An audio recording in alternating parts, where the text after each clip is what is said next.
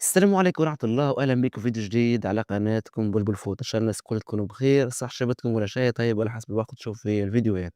اليوم إن شاء الله باش نحكيو على آخر أخبار المنتخب التونسي وملاعباتنا الدولية. قبل ما نبداو الفيديو نتمنى الناس الكل تصلوا على النبي صلى الله عليه وسلم، تنساوش تشتركوا في القناة خلينا نوصلوا الشير ل5000 مشترك إن شاء الله. ويلا بينا. باش نحكيو على 6 ملاعبية جدد باش يكونوا إن شاء الله مع المنتخب التونسي الفترة الجاية، ملاعبية صغار في العمر، نحكيو على ملاعبية عمرها 20 سنة، يعني مع منتخب الأوسط. اللاعب الأول هو نوام ستروتس 2007، متوسط ميدان هجومي. نوام باش يكون موجود مع منتخب الأواسط أقل من 20 سنة. نوام عمره 18 سنة باش يكون موجود مع فريق أقل من 20 سنة، يلعب مع كليرمون في الدوري الفرنسي. نوام شارك ب16 مباراة، مسجل 7 أهداف وعمل 6 تمريرات حاسمة.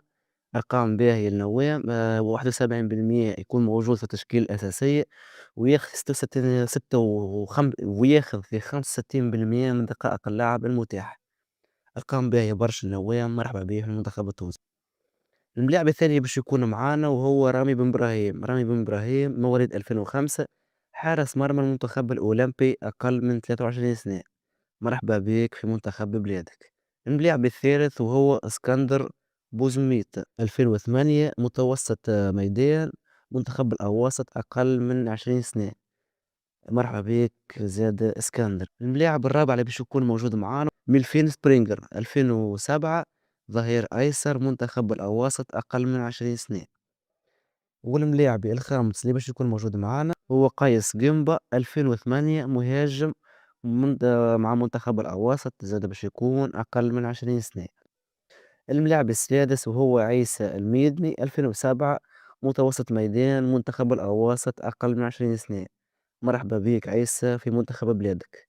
الحقيقة المنتخب قاعد يركز مع اللاعبية الشبان اللي ينشطوا في أوروبا، حاجة باهية برشا. يلزم يعني اللاعبية الشبان يكونوا موجودين يعني مع المنتخب الأولمبي ولا مع المنتخب الأواسط أقل من 20 سنة. المهم خطوة باهية برشا من جانب الجامعة التونسية. إن شاء الله اللاعبية هذوما يكونوا يعني مستقبل المنتخب التونسي، ونشوفوهم يتألقوا مع أنديتهم. باهي خلينا نشوف مع بعضنا الأخبار. هذا بشير بن سعيد الحارس الخلوق المتميز، لعب 28 مباراة هذا الموسم، خرج في 20 منها بشباك نظيفة، علما أنه يمتلك أيضا إحصائيات أخرى مذهلة، حيث خاض 22 مباراة مع المنتخب التونسي وخرج في 17 منها بشباك نظيفة. نتصور بشير بن سعيد الفترة الجاية باش يكون هو الحارس الأول للمنتخب التونسي، خاصة أنه يعني أداؤه مستقر مع الترجي التونسي. وفي المقابل يعني أيمن دحمان تراجع يعني كبير خاصة مع المنتخب، خاصة في كأس أفريقيا الأخرانية، يعني تلقى أهداف ما كانش يعني ممكن إنه يتلقاها. كان ممكن يكون أداؤه خير.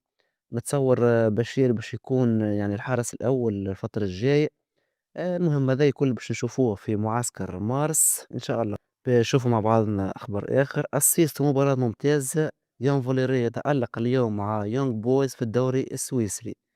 مهم برشا يون فاليري بالأخص يعني بعد ما انتقل من فريقه شيفيلد وينزداي في الميركاتو الشتوي لفريق يانج بويز السويسري.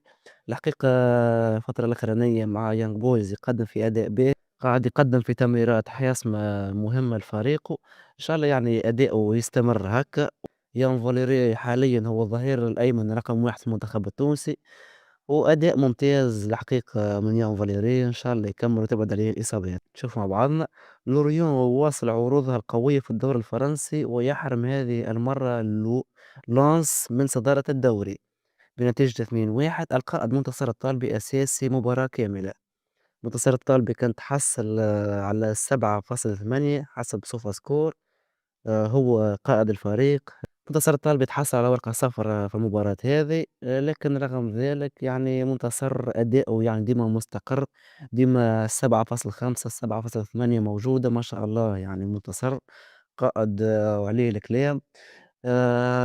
واحد من النقاط المضيئة في الدفاع المنتخب التونسي، يعني النقطة أهم لاعب أو اللاعب الوحيد اللي يعني مكانه مضمون في المنتخب التونسي. المهم إن شاء الله بالتوفيق للطالبي في مشواره. نكونوا حكينا على كل شيء. حكينا على 6 ملاعبية اللي باش يكونوا متواجدين مع منتخب أو وسط المنتخب التونسي. حكينا على تألق منتصر الطالبي كالعادة، وبشير بن سعيد. اعطونا رأيكم في الموضوع هذا إنه بشير بن سعيد يكون الحارس الأول للمنتخب الفترة الجاية. لهنا نكون وصلنا لآخر الفيديو. قبل ما نسكر الفيديو نتمنى تكون تصليوا على النبي وتشتركوا في القناة وتفعلوا الجرس، ونلقاكم في فيديو قادم إن شاء الله. سلام.